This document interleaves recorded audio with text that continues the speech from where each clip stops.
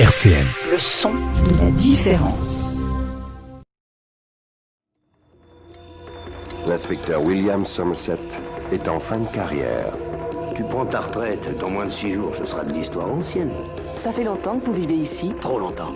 Tandis que l'inspecteur David Mills en est à ses débuts. À présent, Probablement un autre homicide. ils sont victimes d'un jeu où le prix du péché est la mort. Il y a 7 péchés capitaux. La gourmandise. Vite, venez voir ça! L'avarice. On touche à rien! La paresse. La colère. L'orgueil. La luxure et l'envie. 7. Son heure est arrivée. Brad Pitt, Morgan Freeman, Gwyneth Paltrow, dans un film de David Fincher. Vous avez déjà vu une chose pareille? Bonjour et bienvenue dans l'émission Grand Écran, l'émission cinéma de RCN 90.7 et comme toujours votre animateur fétiche, Roland Marotel, est toujours là pour vous servir et cette fois-ci, comme je l'ai dit la semaine dernière, on allait s'attaquer à un réalisateur et pas n'importe lequel parce que, comme vous avez pu l'entendre avec la bande-annonce, avec Inspector Somerset ou Inspector Mills, avec un film de David Fincher. Et oui, on va parler de David Fincher. Pourquoi David Fincher ? Eh ben en fait, on va un peu relater sur finalement son film qui va bientôt sortir, donc Manque, qui sort, si je ne dis pas de bêtises, le 4 décembre, toujours, sur Netflix, encore eux. Et bon, en même temps, il faut dire que les salles de cinéma, c'est pas encore ouvert. Mais on va donc revenir quand même sur un grand cinéaste, peut-être l'un des cinéastes de sa génération les plus importants. En tout cas, on va expliquer que c'est quand même le réalisateur le plus méticuleux. Et avec moi, j'ai également Jonathan. Comment tu vas, Jonathan ? Ça va très bien. Et j'ai également Sébastien. Comment tu vas, Sébastien ? Mais ça va, moi, je suis chroniqueur. Si toi t'es l'animateur fétiche, moi je suis le chroniqueur fétichiste. Voilà, faut faire un petit lien avec David Fincher. Ouais, fétichiste, on a l'habitué merveille du monde. Jonathan, tu pourrais être quoi ? Oh bah vous le trouvez hein. Ouais, on va trouver. Il est présent, c'est déjà bien. Tiens, j'en profite, petite dédicace à Fabien Austruy, il est pas là avec nous, mais je sais très bien qu'il aurait aimé raconter sa passion pour Darius Khondji, parce que oui, forcément, Darius Khondji est un chef opérateur qui a bossé longuement avec Fincher, et notamment sur Seven, mais on va quand même revenir un peu plus quand même sur Fincher, et c'est vrai que David Fincher a commencé, non pas dans le cinéma, mais avec le clip. Alors à la base, il a quand même aussi, il faut le signaler, bossé avec notamment la boîte de George Lucas, qui était ILM. Il a notamment travaillé sur les effets visuels du Retour du Jedi. Tout à fait, il a fait ses premières mains là-dessus, ce qui est déjà pas mal pour avoir des films, surtout qu'à l'époque, là, Star Wars, c'était plus vraiment, c'était même plus du tout comme le tout premier, avec un peu fait main, un peu artisanal. Maintenant, ça commençait à avoir des grosses prods, et du coup, il y avait un vrai boulot d'effets spéciaux à faire, surtout que là, dans le 6, si on se souvient bien, ils vendaient 60 en même temps vaisseaux spatiaux qui attaquaient, donc le truc très impressionnant. Donc ouais, pour faire ses premières armes, c'est pas mal. Ouais, et puis bah après, il a commencé très tôt déjà à être sur le marché, parce qu'on parle de ça, il avait 18-20 ans, quoi, quand il était déjà technicien là-dessus, et ensuite très vite, il a pris du galon, et il a fait partie de cette génération de réalisateurs qui commence par la pub, le clip, avec des clips pas pour n'importe qui, hein. Il y a Michael Jackson, Madonna, les Gypsy Kings. Et voilà, on va pouvoir parler de Gypsy Kings dans grand écran. En fait, merci David. C'est vrai, il a fait des Gypsy Kings. Mais au début des années 80, en fait, il a réalisé aussi des pubs pour l'American Cancer Society. C'est comme ça qu'il a réussi à se faire remarquer notamment. Et c'est vrai qu'on peut notamment retrouver en fait peut-être 3 clips majeurs chez Fincher, avec sa boîte qui s'appelait Propaganda Films à l'époque. Il y a Freedom, donc de George Michael, il y a Madonna également avec Vogue, et Michael Jackson avec Who Is It. C'est vrai que c'est les 3 clips en fait, 3 films finalement, parce que c'est carrément des budgets cinéma en fait qui ont été alloués pour ces clips, où se reconnaissent déjà certains traits d'écriture que l'on va retrouver chez Fincher, la version de la lumière naturelle, l'exaltation de l'artifice, le découpage frénétique des séquences. Là en fait, on voit finalement déjà son travail de chez ILM qui va en fait se corroborer sur tout le reste de sa filmographie. Et puis un espace de grande liberté, les clips, la réalisation des clips et même de la publicité, c'est vraiment l'espace où le réalisateur peut vraiment se permettre des fulgurances techniques. Vraiment, oui, il a une grande liberté. Et puis, c'était l'époque, effectivement, où il y avait autant... c'était aussi important pour vendre la musique ou vendre l'album pour un artiste, d'avoir un clip qui fasse fort et qui frappe et qui marque les esprits pour assurer, justement, la vente des disques après. C'est une époque où plutôt que de se faire remarquer comme peut-être avant en faisant des courts-métrages personnels, là c'était en tant que technicien qui se faisait remarquer. Et c'est comme ça qu'il a eu ses premiers tafs, c'est que en étant réalisateur de ses pubs ou de ses clips à gros budget, il montrait très jeune déjà une dextérité, une technique qui allait lui permettre d'avoir ensuite des grosses réalisations, mais cette fois-ci cinéma. Et oui, c'est vrai que tu fais très bien de dire le terme technicien, parce que finalement chez Fincher, il y a peut-être deux termes que l'on va, je pense, dire fréquemment. C'est donc c'est mon portable, c'est pas grave. C'est David, il est déjà pas d'accord sur ça. Voilà, c'est David, il est en train d'appeler, il méticuleux. fait. Alors je suis pas d'accord là-dessus, parce que c'est vrai que voilà, il y a ce côté technicien et méticuleux. Oui. C'est vraiment deux termes qui représentent, je pense, d'une certaine manière Fincher. D'ailleurs, il l'a dit lui-même, on peut le trouver dans les nombreux making-of, notamment dans Millennium. Il explique, on tourne 7 fois la scène, et c'est à partir de maintenant qu'on commence. C'est ce côté très... Je veux la perfection, je vais l'obtenir, et si je ne peux pas l'avoir de manière naturelle, je vais l'utiliser finalement par les manières numériques ou visuelles. Et finalement, avec le temps, c'est pour ça qu'on retrouve toujours chez Fincher cette obsession en fait du numérisme. Et tu t'en rends compte, même en regardant ces films, que c'est un cinéaste qui privilégie la préparation plutôt que l'improvisation sur le tournage. Vraiment, tout est prévu, tout est calculé. Je pense qu'il doit y avoir beaucoup de storyboards qui sont faits avant de tourner, et ça se voit à l'image. Vraiment, c'est d'une précision assez impeccable dans tous ces films. Il est vraiment, pour moi, dans la lignée des réalisateurs tels que Hitchcock, De Palma et surtout Kubrick, dans cette façon d'être méticuleux et d'avoir, entre guillemets... Enfin, je veux dire, d'un point de vue technique, c'est vraiment un des meilleurs, et du coup, plutôt que d'être un peu dans l'improvisation, il va préférer, comme tu dis, privilégier le fait d'être en amont. Et d'ailleurs, De Palma, on parle de la même manière quand il prépare ses films, c'est que le film se fait avant. Et ensuite, comme tu dis, il y a de très nombreuses prises, c'est devenu un peu légendaire, genre celle dans Social Network, la première scène, il y a eu 100 prises. Ouais. Je sais pas si on se rend compte de ce que ça veut dire sans prise. Normalement, t'en fais. Qui est la scène de dialogue entre Mark Zuckerberg et Mara. Alors, oui, si vous voulez vraiment jouer sur les chiffres, notamment par exemple la scène où Daniel Craig se fait torturer, la scène dans Millennium, ils ont dû la refaire, je crois, une 50aine de fois, 57 fois. Donc ça montre à quel point.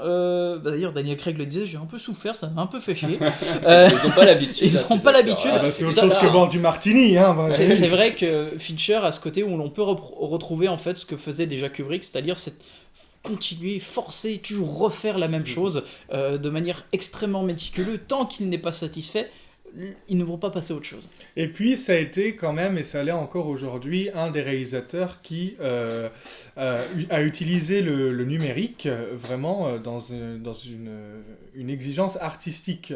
C'est-à-dire que c'est un des premiers qui, c'est même peut-être le premier qui a utilisé justement les caméras numériques pour s'en servir, dépasser certaines limites qui n'étaient pas possibles avec la caméra à pellicule. Non, c'est pas du tout à pellicule, enfin vous avez compris quoi. Oui.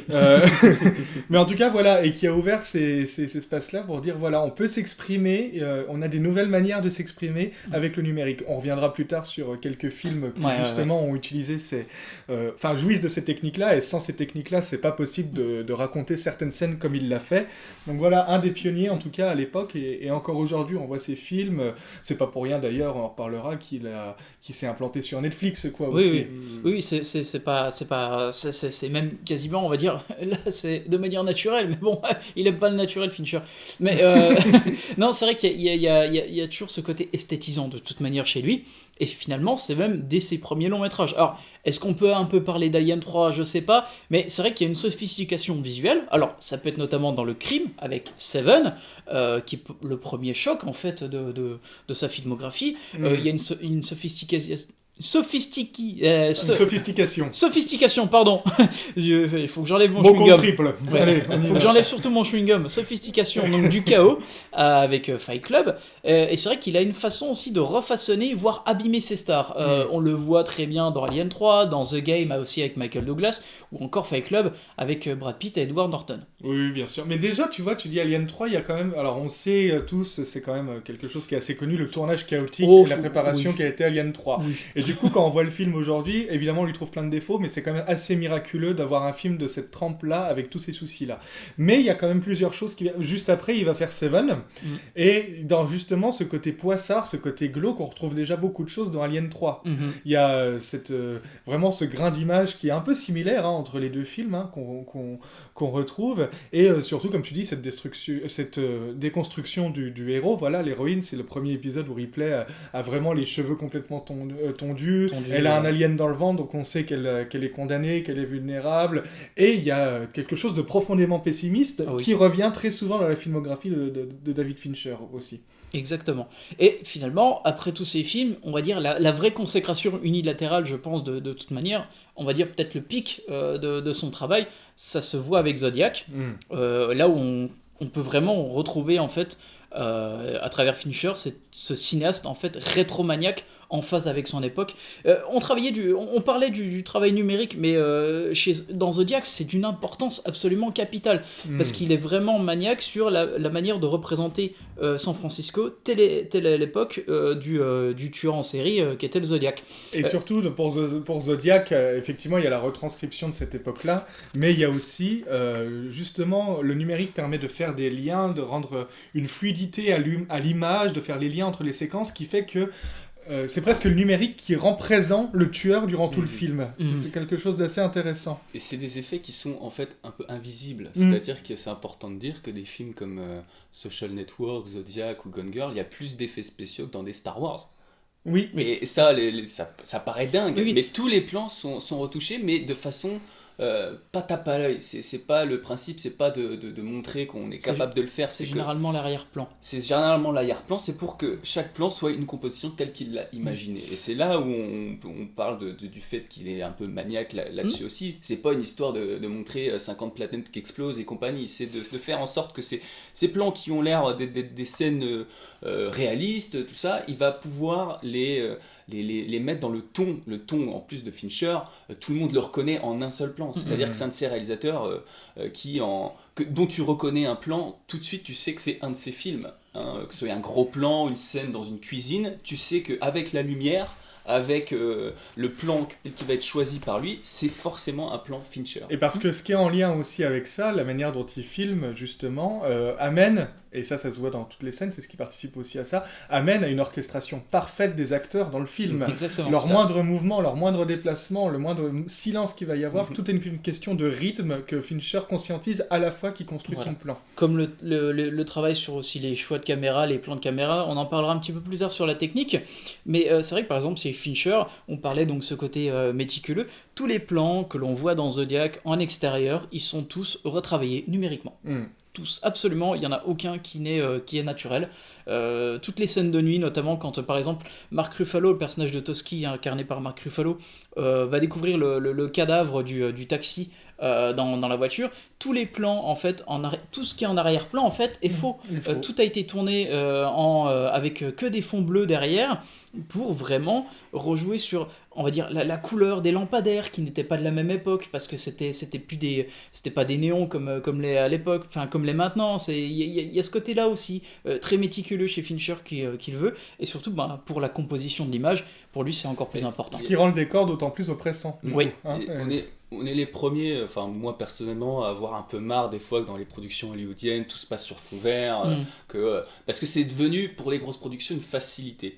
Fincher, c'est l'inverse, c'est-à-dire que le fait de pouvoir tourner certaines scènes sur fond bleu, et puis c'est l'inverse de la facilité, lui. C'est pour faire en sorte, et d'ailleurs il n'y a qu'à voir le making of de Fight Club où on voit les différentes version des effets spéciaux Ouais, où ouais. ça a pris des mois et des mois pour que ce soit exactement ce Rien qu'ils que pour le voulaient. générique. Et le générique qui a coûté 800 000 $, qui était même pas prévu, et c'est son cachet de réalisateur qui est passé dedans, Ouais. tout ça pour que le film qui c'était même pas prévu, pour qu'il y ait directement cette mise en abîme du film, enfin c'est incroyable. Mais c'est pas une facilité, c'est l'inverse. Et contrairement à d'autres grosses productions, C'est un où, en engagement fait, artistique. c'est un exactement, c'est un engagement artistique, alors que dans beaucoup de grosses productions, c'est l'inverse. C'est plutôt que d'aller tourner quelque part où ça va être coûteux, où ça va être machin, on va faire de la facilité, on va faire ça dans notre studio. Là, c'est pour un autre type de résultat.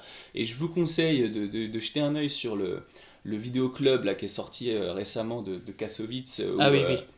Où il parle de façon très intéressante de Fight Club, comme quoi c'était un film aussi marquant vis-à-vis de ça, parce que Fincher, c'est là où il a commencé à vraiment beaucoup utiliser les effets spéciaux, et en passant de un film un peu glauque, Fight Club, avec des trucs un peu bruts, et immerger la technique des effets spéciaux dans ce contexte-là, et ben ça fonctionne du feu de Dieu, quoi.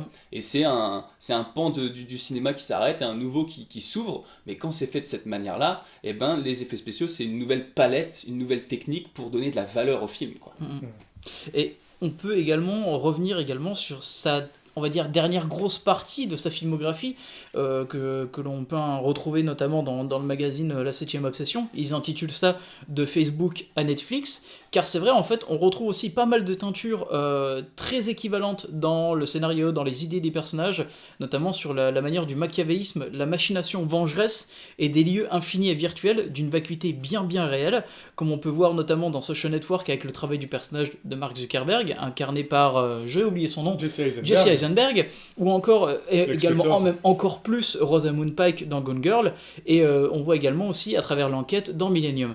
Donc on voit toujours aussi ce travers aussi où toute cette idée du traitement des personnages, de toute la mise en place, on revoit tout le visuel en fait de ce que va être Fincher à travers toute sa filmographie, que ce soit des contraintes techniques et visuelles, et encore plus aussi de l'interprétation. Oui, parce que là, on va en venir juste après, c'est qu'on parle beaucoup de la technique chez Fincher, on parle beaucoup de ses prouesses techniques et de sa manière de travailler, mais surtout, c'est un réalisateur qui reste profondément ancré dans les histoires qu'il raconte, dans son époque, quoi, et qui raconte des choses vraiment de son époque.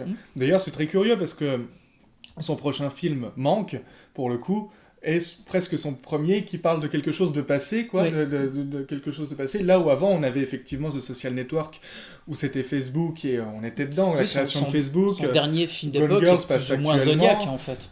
Exactement, oui. Après, l'étrange histoire de Benjamin Button a un côté plus fantastique, en fait. C'est plus vraiment une adaptation d'un roman. Il va moins rester ancré dans un... Il a un côté plus féerique, en fait, plus faux. C'est un conte. Voilà. C'est un conte, Benjamin Button. Mais en tout cas, et alors ce qui est encore plus intéressant, c'est que là, c'est donc quelqu'un qui a vraiment, encore aujourd'hui, qui creuse toutes les techniques possibles dans le cinéma aujourd'hui, quoi. Et là, ça va être très intéressant de le voir lui-même avoir un discours sur le cinéma en tant que tel avec Manque, quoi. Qui parle d'un scénariste, certes, mais si on a pu voir quelques images de la bande-annonce, il va y avoir aussi, de par la réalisation, toute une réflexion sur qu'est-ce que c'est réaliser, qu'est-ce que c'est composer un plan, faire du cinéma, donc très curieux. Exactement, et pour le coup on va faire une petite pause BO, un morceau issu du film Social Network, et j'ai pris en fait un morceau de composition cette fois-ci, parce que c'est vrai que c'est très important chez Fincher, le travail du son, on va en parler un peu après. Là c'est In the Hall of Mountain King, une adaptation, donc forcément d'un morceau classique très connu, mais cette fois-ci par Trent Reznor et Atticus Ross.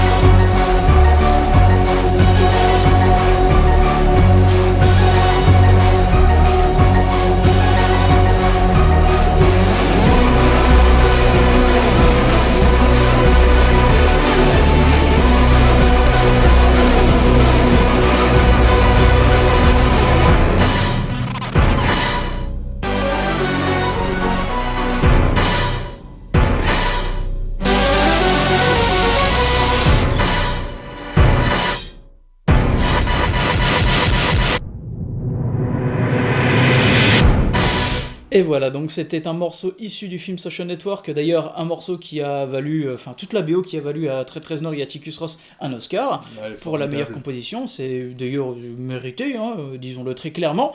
Chez Fincher d'ailleurs c'est encore eux, maintenant c'est devenu des compositeurs fétiches depuis ce film, ils travaillent pas exclusivement avec Fincher, mais ils travaillaient quasiment toutes les BO avec eux, si je ne dis pas bêtises, ils en ont loupé aucune je crois. Millennium ils étaient dessus, Gone Girl aussi. Exactement. Depuis et puis Manque également. Et Manque seront dessus, donc oui. Également.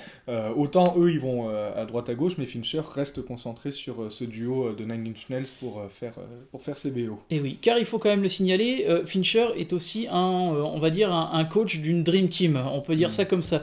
Car que ce soit sur le plan technique de sa relation particulière avec ses lieutenants, je dirais même, que ce soit les chefs opérateurs de Darius Khondji sur Seven à Jeff Cronenweth sur Millennium, que ce soit également du monteur comme Kirk Baxter, des costumières comme Trish Somerville, des compositeurs, comme je le disais avec Reznor Ross, mais aussi David Shire ou Elliot Goldenthal, qui a également bossé dessus au tout début de sa carrière, tous reviennent sur la méticulosité du travail du réalisateur. Il va systématiquement revoir ses lieutenants, on va les appeler comme ça, pour expliquer ce qu'il faut retravailler, ce qu'il faut refaire, ou alors par exemple il manque de la couleur sur un personnage, il faut plus de couleur, donc on va mettre un costume un peu plus rouge, un peu plus bleu, comme on peut le voir par exemple dans une scène dans Gone Girl, la scène où en fait donc Ben Affleck et la famille de Amy Dunn va se tourner vers la presse pour faire les avis de recherche. Vous voyez l'arrière-plan, il a un côté un peu jauni, sombre, brun, les parents pareil, mais Ben Affleck a une chemise bleue, pour qu'on s'oriente tout de suite sur lui. Car chez Fincher, il faut le signaler, toutes les couleurs ont quelque chose à dire. Et puis c'est quelqu'un qui va parfaitement réussir à te manipuler en disant tu vas regarder là, et ensuite tu vas regarder là, et ensuite tu vas voir où je t'amène. Et c'est quelqu'un qui prend vraiment conscience de ça quand il construit un plan. Et surtout c'est très intéressant parce que chez Fincher en fait les couleurs sont très sobres. C'est toujours plus du vert, du bleu ou du rouge. Sa couleur fétiche reste le jaune, on peut le voir notamment dans Zodiac sur toutes les scènes de nuit parce qu'il aime bien aussi ce côté un peu chaleur en fait qui reflète là-dessus, contrairement à ce côté froid que l'on peut voir également dans Millennium, mais c'est vrai qu'il a ce côté aussi où sa palette de couleurs va être un peu restreinte, mais vraiment pour s'orienter sur quelque chose de très précis. Et puis de la manière dont il utilise ces couleurs qui reviennent régulièrement et qui par contraste marquent, un peu comme quand tu parlais de Ben Affleck, c'est un peu la même chose vis-à-vis de la manière dont il utilise la caméra, de manière très sobre, mais souvent avec des plans assez fixes, assez lents, et puis d'un seul coup quand il y a quelque chose, tout de suite c'est surligné par le mouvement de la caméra. Oui, en parlant de la caméra on peut en parler tout de suite, c'est vrai qu'il y a très peu de mouvements, ou alors c'est vraiment sur le personnage. Vous voyez toujours en fait un personnage quand il va s'installer ou quand il va s'arrêter par terre, en fait la caméra va juste faire de légers mouvements panoramiques. Il y a très peu de mouvements en lui-même sur, on va dire, c'est pas un adepte du steadicam en fait Fincher, non. C'est vraiment quelque chose où il va jouer beaucoup plus sur le côté posé. Il aime beaucoup faire aussi ce que l'on voit chez les personnages. Donc en fait on voit toujours ce que font les personnages et ce qu'ils regardent. C'est un des réalisateurs qui utilise le plus d'inserts, je crois, dans ses films. Exactement. Il utilise beaucoup de close-up. Pourquoi aussi ? Parce que c'est un peu aussi la patte chez Fincher, ces scénarios sont toujours recentrés sur quelque chose où les personnages les histoires sont toujours remplies de tromperies, d'erreurs, il joue toujours avec le spectateur, il joue avec les personnages, parce qu'en fait il a une volonté de manipuler dans ses histoires, chose que l'on voit dans quasiment tous ses films en fait. Et puis que c'est un réalisateur du détail surtout. Ouais.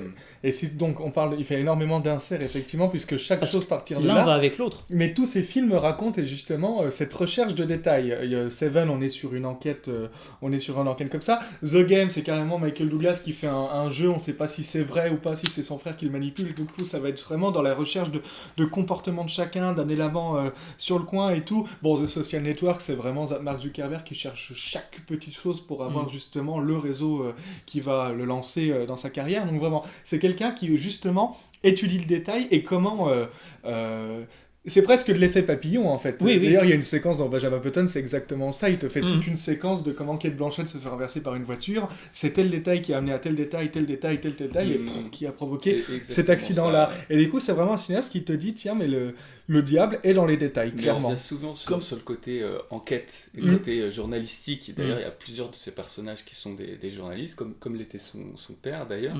Et ce que j'aime bien aussi dans la mise en scène, c'est que, voilà, il a commencé par le clip où... faut entre guillemets en mettre un peu plein les yeux, mais au fur et à mesure de sa carrière, il est quand même allé vers une certaine forme de sobriété où chaque éclat est d'autant plus éclate d'autant plus du coup, parce que quand on se rappelle, et c'est une bonne chose qu'il a arrêté dans Panic Room, les mouvements de caméra numériques entre les cafetières et le détail cafetière. Alors, c'est vrai qu'on peut chier sur Panic Room. Le diable était dans la cafetière. C'est vrai qu'on peut chier sur Panic Room, je pense qu'on est tous d'accord là-dessus, c'est son moins bon film, oui. Mais il y a quand même des trucs très intéressants dans Panic Room. Par exemple, les mouvements de caméra, on peut en parler du plan intracafetière, mais par exemple, pour représenter l'état psyché ou mental du personnage de Jodie Foster, quand par exemple le personnage va lui présenter en fait la fameuse Panic Room et il ferme la porte, là on comprend en fait sa claustrophobie par sa peur en fait quand elle voit la porte se fermer. Là, Fincher en fait il joue agréablement, je trouve ce détail là-dessus, il va jouer en fait par le regard.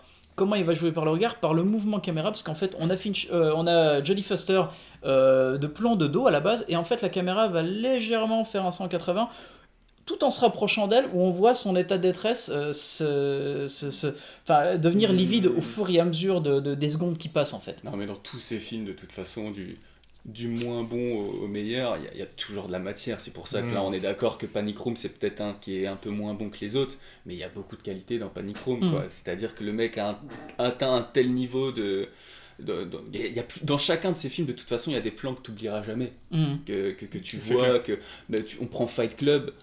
Je sais pas, une scène simple que tu te dis sur le papier, tu vois, quand ils sont dans l'assaut et qu'il y a Marla Singer derrière et que ça gêne Edward Norton. Cette scène est géniale. Sur le papier, c'est 20 personnes dans une salle et quelqu'un qui rentre et qui s'installe derrière. Mais il en fait une scène, mais cinématographiquement, mais fabuleuse, quoi, avec un plan du dessus, avec son chapeau de Marla Singer au ralenti slow motion où on voit. Mais c'est des images que tu n'oublies jamais. Mais pourquoi on la retient également? C'est aussi l'une des forces de chez Fincher, c'est le sound design, en fait. Oui, bien sûr. Parce que le sound design, c'est l'une des choses les plus importantes chez ce cinéaste. On le voit donc dans Fight Club avec l'apparition de Marla pour la première fois. En fait, le son en fait de ses pas et de son briquet quand elle l'allume, il est totalement exagéré. C'est pour qu'en fait, on signale au spectateur que là en fait elle devrait pas être là, enfin elle est comment dire, elle est étrangère au truc, voilà. Elle est intruse. Voilà, il y a une intrusion en fait à l'harmonie visuelle et sonore qu'il y avait avant. Par exemple dans Panic Room aussi, donc quand Foster récupère son téléphone, le son est totalement abstrait, il est étouffant en fait. Dans Gone Girl, c'est peut-être une des choses les plus importantes aussi, et peut-être la scène marquante du film où Amy en fait tue son ancien amant sur le lit. Neil Patrick Harris. Voilà, le personnage incarné par Neil Patrick Harris. Le son drone en fait qui fait ouin ouin comme ça, comme si en fait part sur le fait du personnage en fait sur le pouls du personnage qui va se faire tuer. Et du coup en fait le son va monter quand il se fait égorger. Il explose limite en termes de fréquence comme si le sang coulait, et au fur et à mesure il disparaît, forcément relié avec sa mort en fait. Parce que tout simplement Fincher a filmé cette scène comme une éjaculation quoi, comme un orgasme, mais c'est clair parce que tout le film est à flux tendu entre ce couple, entre cette femme qui disparaît, elle revient en enseignement, ils vont dans le lit et tout, sauf qu'au lieu qu'il y ait une baise et une éjaculation, là elle va l'égorger, mais c'est filmé exactement de la même pareil, tu sens la pression monter, le fluide corporel ça va être le sang finalement, et tout va sortir de là. Et au niveau du style, ce qui revient, ce qui résumerait un peu le truc pour moi, c'est que sous cette apparence de sobriété qu'on a souvent dans certaines scènes, il y a une virtuosité absolue, que ce soit au niveau des lumières, du sound design, où en fait il utilise toutes les palettes qu'il a à disposition, que ce soit aujourd'hui les effets numériques, mais le sound design et tout ça. Et c'est ce qui rend ces films, et c'est ce qui donne à cette patte Fincher quelque chose qui est devenu une marque qui est aujourd'hui repompé, comme personne. Il n'y a pas un réalisateur aujourd'hui qui est plus repompé que David Fincher. Énormément de polars américains des années 2000 ont totalement repompé que ça soit sur sur notamment Seven, hein, ça a été, ça a lancé en fait une espèce de vague de très mauvais films d'ailleurs, il faut quand même le signaler. Tu parles de Résurrection avec Christophe Lambert. Ouais, et entre autres, il y a pas que lui. Hein. C'est pas le pire. Hein, Non. Non, mais la différence qu'il y a avec ces cinéastes-là, c'est que Fincher, malgré tout ce qu'on dit, est un cinéaste qui veut absolument se faire oublier quand on regarde le film. Exactement. Oui. C'est qu'il veut absolument ne pas montrer qu'il a fait ce mouvement de caméra. En fait, toutes les difficultés qu'il a eues, il ne veut pas que ça se voit. Parce que tout son travail, en fait, est relié vraiment à représenter toutes les figures que l'on voit dans ces films. Et c'est vrai qu'en fait, on peut voir chez Fincher, notamment, on parlait sur le plan technique, mais si on peut revenir sur les thématiques, sa filmographie, en fait, a une allure de divine comédie. Elle met en lumière des crimes quasi parfaits. On voit ça dans Seven, on voit ça dans Millennium, on voit ça forcément dans Zodiac. On voit également ça dans Mindhunter saison 2, avec le fameux questionnement sur qui a tué les petites filles. Et c'est finalement la figure démoniaque, en fait, qui est pas mis en avant, mais qui est une présence forte, en fait, dans ces films. Et surtout, et c'est là, on va dire, le contraste absolu avec, généralement, le personnage principal, qui est d'une solitude et qui est obsessionnel. Fincher, en fait, il filme des loups solitaires, c'est des véritables âmes damnées, comme ce soit, par exemple, Somerset dans Seven, Benjamin Button, ou encore Zuckerberg dans Social Network, ou encore Michael Blomqvist dans Millennium. Là, c'est vrai que c'est des personnages qui sont totalement obsessionnels, c'est-à-dire, tant qu'ils n'auront pas trouvé qui a tué tel personnage ou comment ils ne vont pas résoudre l'enquête, ils sont totalement bloqués là-dessus. Ce qui intéresse... Vas-y, Joe. Excuse-moi, c'est juste pour revenir sur ce que tu disais, ce qui je pense est vraiment très très très important sur le fait qu'il se mettait en recul dans ses films. Il voulait pas qu'on le voie, il veut pas que le spectateur voit qu'il est il veut pas que le spectateur voit qu'il est le réalisateur.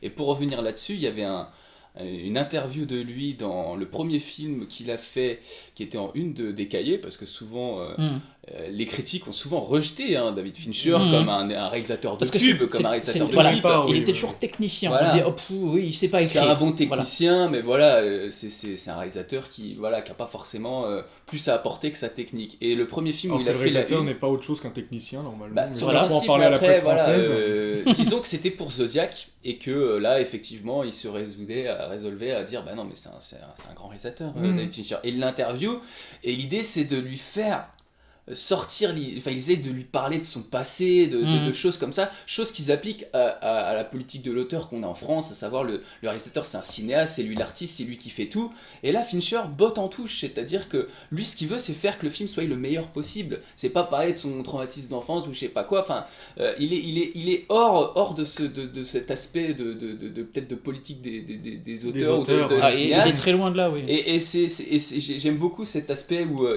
il est un peu caméléon aussi. C'est-à-dire que dans ces films, il va être sur des projets qui parfois sont assez différents, même si nous, en tant que cinéphiles, on aime bien gratter, être en mode recherche, trouver les liens entre les choses. Et on se dit, tiens, c'est évident, voilà, que ces personnages-là... Mais en fait, lui, c'est ce que j'aime beaucoup, c'est qu'on peut le revoir producteur d'une série d'animes, là, Love, Death and Robots, qui est folle, qui est complètement folle. On peut le voir sur un truc politique, House of Cards, Mindhunter, des choses assez variées, et où il a un côté aussi un peu caméléon, où il claque sa patte sur ces projets-là et l'idée c'est de les rendre les meilleurs possibles. C'est clair, faire joujou, quoi. Si on voit des plans par exemple dans House of Cards ou Mindhunter, on dit tiens c'est la même personne qui est derrière, tu vois. Parce qu'il a aussi son cahier des charges qui est mis en place quand il est producteur. Je vais revenir un peu vite fait comme je disais sur les personnages que l'on peut revoir dans tous ces films qui on se dit tiens mais oui ils sont plutôt semblables l'un ou l'autre. Il est quand même possible de voir une certaine contraste ou un certain effet visuel un peu différent ou un effet un peu différent sur un personnage. Par exemple, le personnage de Toschi dans Zodiac, en fait, c'est le seul, finalement, qui va réussir à lâcher prise. C'est le seul qui va montrer finalement une possible rédemption. Il va retrouver sa femme, et il va enfin dire bon bah voilà l'histoire est close, j'en ai fini, alors que d'autres dans ce film ne vont pas réussir là-dessus. Le personnage de Gyllenhaal va carrément divorcer, le personnage de Robert Downey Jr. va sombrer dans l'alcool, donc voilà il y a quand même ce contraste que je trouve très intéressant. Le plus jusqu'au boutiste, parce que en fait là on disait qu'il se faisait discret en tant que technicien, en revanche l'obsession qu'a le réalisateur se retrouve dans les personnages, tous les personnages de Fincher sont obsessionnels à quelques niveaux. Et c'est là que Zodiac est le plus intéressant. comme tu dis, parce qu'un des personnages, justement, va mettre fin à cette obsession-là et se mettre en retrait et continuer sa vie normalement. Mais tous les autres, Somerset dans Seven, bon, leur obsession, c'est de trouver le tueur, mais surtout, il y a cette célèbre idée du métronome pour garder sa vie rythmée, qui à la fin, il va foutre en l'air parce que plus rien n'a de sens, plus rien justement, on rentre dans des cadres maintenant, c'est terminé. Donc l'obsession dépasse complètement le personnage. The Game, on a la paranoïa de Michael Douglas qui va que faire s'amplifier. Panic Room, on est dans le même genre de truc. Fight Club, c'est un personnage complètement justement dédoublement de la personnalité. Détruit.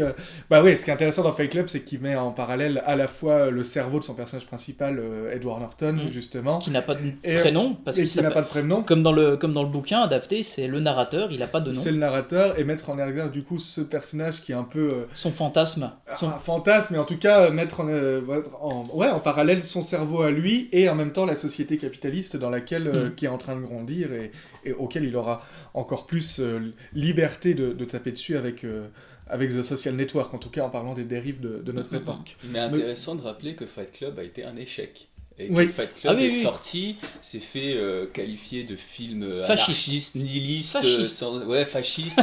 Anarchiste, nihiliste, fasciste.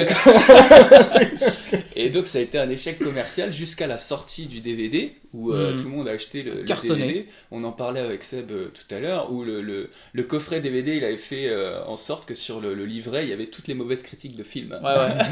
Mais c'est un DVD passionnant pour le commentaire les commentaires audio, même le marketing, le travail du marketing derrière aussi. C'est incroyable. Et comme je disais, on voit des étapes de travail, c'est quelque chose de précieux, quoi. On voit les étapes de travail sur les effets spéciaux, et c'est vraiment passionnant de voir comment un réalisateur aussi exigeant utilise des nouvelles techniques qui arrivent à peine en fait, pour en faire c'est vrai qu'on dit beaucoup que Fincher est un vrai technicien, un vrai méticuleux. On se dit que les tournages doivent être très compliqués. Écoutez les commentaires audio de Fight Club, vous allez comprendre que c'est totalement le contraire, et que par exemple la scène où Brad Pitt et Edward Norton s'amusent à viser avec des clubs de golf, enfin ils balancent des balles de golf avec des clubs, on sait pas où, en fait ils visaient le camion de la régie parce qu'ils étaient complètement bourrés. Mais ce qui est intéressant, parce que Fight Club, tu vois, tu le revois maintenant, beaucoup de choses ont vieilli dans le film, même le discours global sur la société, un peu vieillissant et un peu d'époque, mais du coup c'est un réalisateur suffisamment intelligent pour comprendre son époque et proposer des films qui racontent autre chose, tu vois, et qui s'adaptent. The Social Network en est l'exemple le plus criant, mais on va voir après avec Gone Girl, il va encore plus loin justement dans ce discours-là.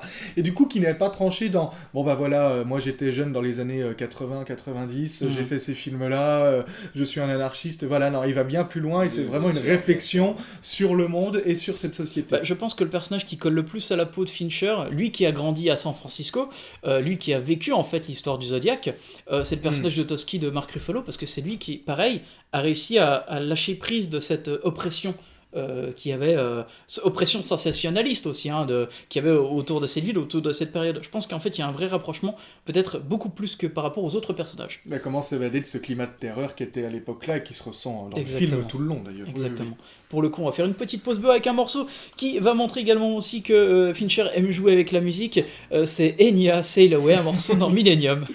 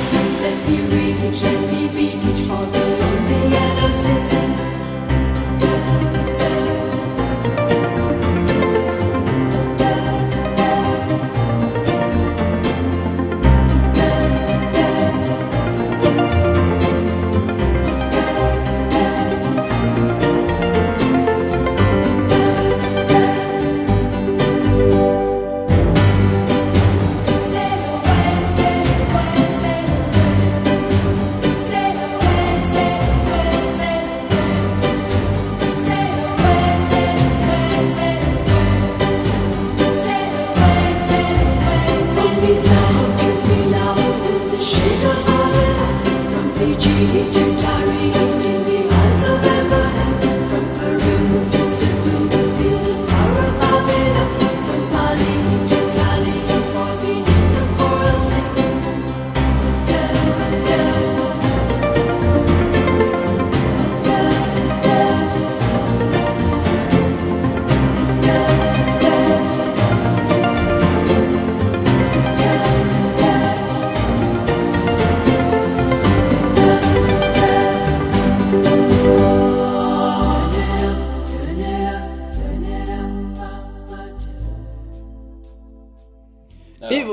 c'était un morceau qui apparaît dans Millennium et qui montre aussi à quel point Dans une scène Fincher- d'humour, Oui, une scène de tendresse. Voilà, exactement, de grosse tendresse. Pourquoi ? Parce que c'est vrai que Fincher aussi, pour continuer un peu sur les grandes figures, aime jouer beaucoup avec la musique, notamment sur la musique, on va dire pop, que ça soit de manière thématique ou ironique. Alors ironique, comme on voit avec Enya, la scène d'une noirceur absolue sur la torture donc, de Michael Blomqvist dans Millennium, donc du coup, c'est vrai qu'il y a cette utilisation en fait un peu ironique de la situation. Il aime beaucoup jouer là-dessus. On peut le voir également aussi dans l'introduction, peut-être géniale, peut-être l'une des meilleures aussi dans Zodiac, avec l'utilisation de Donovan, qui finalement en plus... Musique d'époque, et contextuelle et aussi thématique, parce que finalement les paroles Early Girly Man a aussi cette signification que l'on peut voir aussi dans ce film où le Zodiac tue pour la première fois, je crois. Un jeune couple. Ouais. Il y a vraiment des trucs très très intéressants et thématiques. Peut-être l'une des meilleures, c'est celle qu'on a présentée avant, All of the Mountain Kings, parce qu'en fait elle caractérise quasiment des personnages dans cette situation. C'est la scène en fait de l'aviron où on voit en fait les frères Winklevoss qui avec l'école d'Harvard font la course d'aviron contre une grande école européenne, et les Winklevoss en fait vont rater l'épreuve, en fait, ils vont perdre, et en fait ça montre aussi à quel point ils le sont en fait dans ce qu'ils vont l'être en fait en foreshadowing dans le procès face à Zuckerberg. Mais puis ce qui est intéressant, c'est que la musique qui est reprise, c'est In the Law of the Mountain King de Edward Grieg, de Per Gynt, qui est l'histoire de Per Gynt. C'est un garçon qui a 1000 rêves et qui va se laisser emporter par ses rêves, et ça va conduire à sa perte. Si vous avez suivi du coup l'histoire de ces personnages-là, et même on croise les doigts, ça y est, c'est l'aspect politique de grand écran, même si Mark Zuckerberg pouvait se faire casser la gueule aussi à un moment donné, voilà, ce serait pas mal. Mais du coup, vraiment, il y a ce lien-là, et justement, ils reprennent cette musique qui est épique, qui est le moment dans l'opéra où Per Gynt arrive dans la montagne des trolls, où ça devient dégueulasse, il va découvrir une facette de lui-même, et là, donc Reznor et Ross reprennent pour rendre un truc beaucoup plus synthétique. Du coup, le côté épique est un petit peu plus sous-jacent, et c'est très artificiel, en fait. Il reprend pas la musique de Grieg, il prend quelque chose de très artificiel, tout comme le monde qui est en train de créer ces personnages-là. D'ailleurs, cette séquence qui est courte, 57 plans, tous retravaillés. Numériquement, voilà. Ce qu'il faut quand même le signaler, en fait, les frères Winklevoss sont joués par une seule personne, Armie Hammer, en fait, où son visage a été numérisé sur une doublure. C'est incroyable. Il avait anticipé la moustache d'Henry Cavill. Exactement. C'est incroyable, Fincher, merci. Exactement. Mais il y a un truc très très important aussi qu'on n'a pas encore parlé chez Fincher, c'est l'objet. Parce qu'en fait, l'objet, c'est vraiment un design, comme je dirais, fincherien, qui est méticuleusement soumis à l'homme et qui est une partie prenante du consumérisme, comme par exemple les savants de Fight Club, ou encore les écrans dans Social Network. D'ailleurs, c'est pas pour rien que la fin de Social Network, le personnage donc de Zuckerberg est tout seul devant un écran en train d'actualiser son écran, sa page sur la musique des Beatles, qui en plus Baby You're a Rich Man, voilà. Ouais. Un mec qui a tout l'argent, on sait la notoriété qu'il a maintenant, qu'il a des millions de financeurs qui vont le suivre, mais ajouter celle qu'il voulait au départ du film, là où il était. Non, ça c'est pas possible. Parce que c'est ça, cet objet, cette obsession, en fait, on le retrouve beaucoup, que ce soit à travers les objets ou des personnages. C'est un cinéaste en fait qui est très adepte, en fait, ce que l'on peut retrouver du MacGuffin Hitchcockien, qui relie les personnages entre eux. Les péchés capitaux, finalement, dans Seven, c'est d'une certaine manière ça. Les lettres dans Zodiac, c'est totalement ça. Et encore, les fleurs sous cadre dans Millennium, c'est absolument cette situation-là. Le générique de Seven, là-dessus, c'est... Aussi, le fameux cahier de John Doe. Le cahier, de toute façon, ce générique, c'est pareil, il a été repompé on ne sait combien de fois, mais voilà, ce que les gens ont peut-être vu, c'est quelqu'un qui vient de la pub, il sait mettre en valeur peut-être des objets, tout ça. Non, il y a plus derrière. Il y a un côté fétichiste quasiment, parfois, dans la manière dont il est capable de faire de l'objet quelque chose qui à part entière dans la narration d'une scène, en fait, quoi. Surtout sa manière, en fait, de toujours mettre en avant au montage les éléments qui vont permettre aussi aux spectateurs de comprendre la situation et surtout de comprendre, en fait, l'enquête, comment elle avance. Il y a la scène qui est très intéressante de l'interrogatoire dans Zodiac, avec l'un des gros suspects, en fait, et il y a toujours des plans, en fait, où on va le voir le plan, en fait, l'introduction, quand il arrive, on le voit on le voit sous ses yeux, donc en point of view, où il voit les 3 personnages qui l'attendent, les 3 enquêteurs, et au fur et à mesure, ça va jouer sur un champ contre champ, mais qui va être bardé de détails. Sur la montre, sur également ses chaussures, en fait on voit que c'est des chaussures militaires, et si on se souvient bien avant, les personnages ont découvert qu'en fait le tueur portait des chaussures militaires, des grandes chaussures en plus, donc de grands pieds.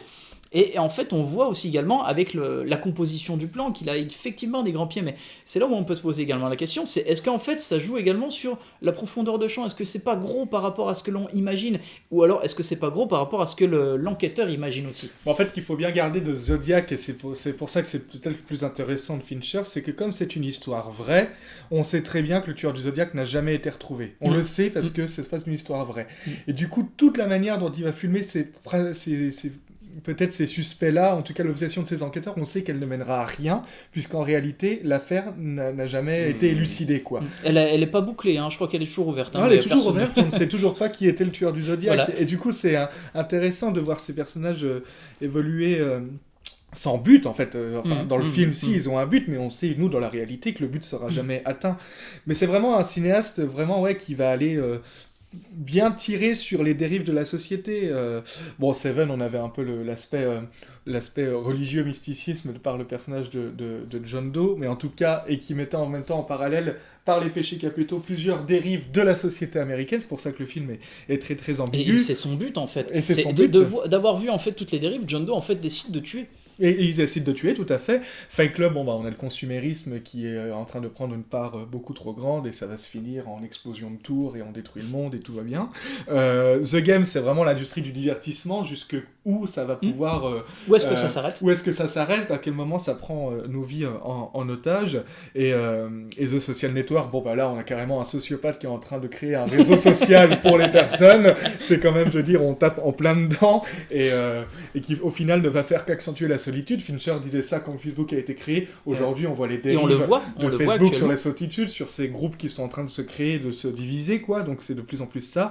Et on a le dernier en date, Gone Girl, où là, c'est carrément le mariage qui est une construction capitaliste pure, une construction vraiment de la société américaine. L'image que tu renvoies par rapport au mariage, de quelqu'un de parfaitement structuré et tout, sauf que le personnage de Rosamund Pike va être une psychopathe en puissance. C'est totalement ça où j'ai envie de revenir là-dessus, sur on va dire, le dernier questionnement dans cette émission, c'est Fincher fait-il des films pessimistes ou compulsivement réalistes ?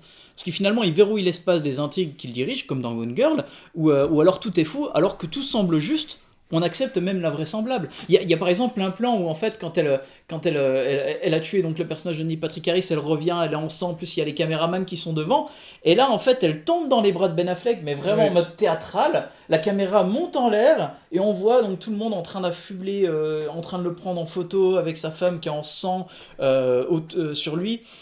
Et en plus, la caméra est aérienne, donc pour montrer comme si c'était un espèce de conte de fées ou un truc comme ça. Le film est résolu, il est revenu. Voilà. Et en plus, avec une pelouse très verte. Ouais. Il y a ce côté aussi qui est absolument pas réaliste. Je dirais pas qu'on est dans un lien très proche d'un Burton avec Edward Omar d'Argent, mais il y a un truc qui va pas dans ce suburbe, et en fait, c'est les personnages. C'est mettre en avant, toutes ces dérives. Et là, Gone Girl, ce qui est encore plus malin, c'est d'avoir pris Ben Affleck qui joue le mari, qui est d'un jeu d'acteur des plus passifs, mais en même temps, c'est pas un reproche du tout, parce que son personnage est passif. Ça fonctionne, ce qui fait que quand tu regardes le film, tu te mets presque même toi à avoir des doutes sur son personnage, tellement il est passif et qui un peu moumou à la Ben Affleck, quoi. Il joue à Mastermind au début, quoi, avec sa sœur. Voilà, tu vois. Et du coup, tu te mets à avoir des doutes, et en fait, il va juste subir le retour de sa femme qui sait... Elle le prend en otage avec un chantage, t'as été sali par la presse, été sali par tout ça. C'est un personnage, en fait, c'est un retour de bâton, en fait, parce que le personnage de Amy Dunne, que je trouve qui est absolument important et qui est peut-être l'un des meilleurs personnages dans la filmographie de Fincher, parce qu'en fait, c'est un personnage qui est instrumentalisé à la base. Elle se sent instrumentalisée par son mari, qui en fait l'a servi comme un objet, limite. Elle se sent comme ça, et c'est pour ça qu'en fait, elle a un espèce de côté vengeresse derrière. Ah ben, le mariage est vraiment décrit dans le film comme un truc super, comme un terrain de conflit, un terrain de vengeance, de revanchard. On se donne les coups, presque un terrain de boxe, en fait. Ouais. C'est un des paradoxes quand on disait que c'est quelqu'un qui se cache un petit peu derrière sa caméra, mais ça n'empêche que la qualité de ses films fait que quand tu reprends toute sa filmo, ça dit quelque chose des États-Unis en fait. Totalement. Clairement. Complètement. Et au présent, à chaque fois, c'est des films qui sont assez souvent présents, mais au final, quand tu fais le bilan ça fait quoi ? Ça fait bientôt 30 ans de carrière. Bon, bah, sa filmo, ça a tombé par terre. Quoi. Et là, pour Manque, je suis très curieux de voir, donc on est quand même sur un cinéaste qui maintenant a un peu plus délaissé, presque malgré lui, les salles de cinéma pour aller vers les plateformes numériques, là où il le dit lui-même, il a plus de liberté artistique. Alors, et de voir un film qui va parler de cinéma sur une plateforme de streaming fait par un mec... Voilà, du coup, ça va être, je pense, très intéressant, et on va encore peut-être... Je ne sais pas, on n'a pas vu le film, on va très bientôt le voir, mais peut-être qu'il y aura un discours justement sur les dérives du marché hollywoodien, du marché du cinéma américain. Ce qu'il faut savoir aussi, c'est que Manque, pareil, il y avait le jeu du marché, et que c'est Netflix qui a remporté le lot, et que c'est pas le marché du cinéma, c'est pas les gros pontes du blockbuster qui l'ont gagné, c'est comme ça, mais... Et revenir au noir et blanc. Voilà, quand même revenir à un noir et blanc qui apparemment est absolument sublime. C'est vrai que en plus, c'est pas trop étonnant quand on pense à Fincher en termes de technicien. Mais c'est vrai qu'en plus, je pense que ça va être quelque chose de très personnel parce que Manque, en fait, la relation Manque et notamment donc Orson Welles pour Citizen Kane, c'est quelque chose qui était quasiment obsessionnel par le père de Fincher. Et c'est vrai qu'en fait, c'est quelque chose qui était très, très intéressant pour Fincher parce que son père, qui était journaliste, à un moment donné arrêté son travail et voulait devenir donc scénariste, et l'un des premiers scénarios, il voulait travailler sur la relation de Mankiewicz. Mankiewicz qui était le scénariste de Citizen Kane. C'est son père qui fait le scénario de Manque. Voilà, c'est son père. C'est la base du scénario de son père. Et qui s'appelle juste Manque, ça je suis curieux de savoir pourquoi. C'est pas le nom complet, tu vois, du personnage. Parce que c'est son surnom. C'est son surnom, oui. Ouais, donc d'avoir un surnom... Mais on a parlé beaucoup de cinéma, on a encore peut-être une petite minute, mais ce qu'il a fait enfin c'est plus la télé aujourd'hui, puisque maintenant c'est Netflix, mais les séries auxquelles il a participé, que ce soit House of Cards un peu, et surtout Mindhunter, enfin je veux dire, la qualité cinématographique de ces séries, elle est évidente à chaque plan, quoi. Puis House of Cards qui a lancé Netflix à l'époque, c'était le programme phare pour inviter les abonnés. C'est le premier, je crois que c'était leur première grosse série, avec des stars où il a réalisé plusieurs épisodes, il a chapeauté un peu le tout, mais je pense que son implication est beaucoup plus grande sur Mindhunter. Il faut dire que sur House of Cards, en fait, House of Cards c'est la première série qui a été achetée sans même avoir filmé un pilote. Ouais. Donc c'est quand même quelque chose. Après, si tu sais que c'est Fincher qui va faire le pilote, bon. Ouais. En fait, je pense que c'est ça. En fait, le nom a permis que cette série puisse être lancée, quoi. Mais je pense que voilà, faut accepter l'idée que dans le futur, des gens comme Fincher, des maniaques du travail et de la précision, vont se retrouver peut-être probablement à plus travailler pour des Netflix, pour des Amazon, pour des choses comme ça, parce qu'ils auront peut-être une liberté plus grande, tout simplement. Exactement. Et c'est un des changements. Quand on parlait du changement qu'il y avait eu avec Fight Club il y a 20 ans, là on assiste certainement à un autre changement, un autre retournement, où beaucoup d'artistes vont trouver leur liberté ailleurs. Comme cette fin de Fight Club où il y a l'effondrement du monde avec une musique très douce de Pixies qui arrive à la fin, très post-rock, et finalement c'est en plus d'ailleurs le thème de l'émission de fin, parce que je trouvais ça que c'était parfaitement, ça correspondait parfaitement là-dessus.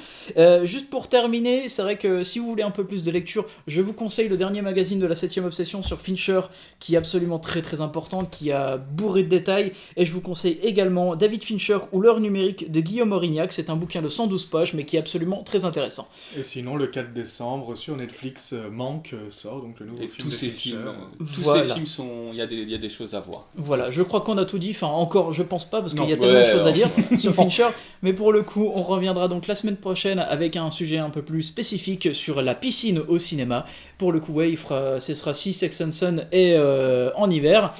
Pour le coup, on s'arrête avec un morceau de Pixies parce qu'on attend juste qu'une chose, c'est que le chaos se bloque et que la fin du monde arrive. Exactement. La semaine prochaine sur de nouveaux horizons. Allez, salut.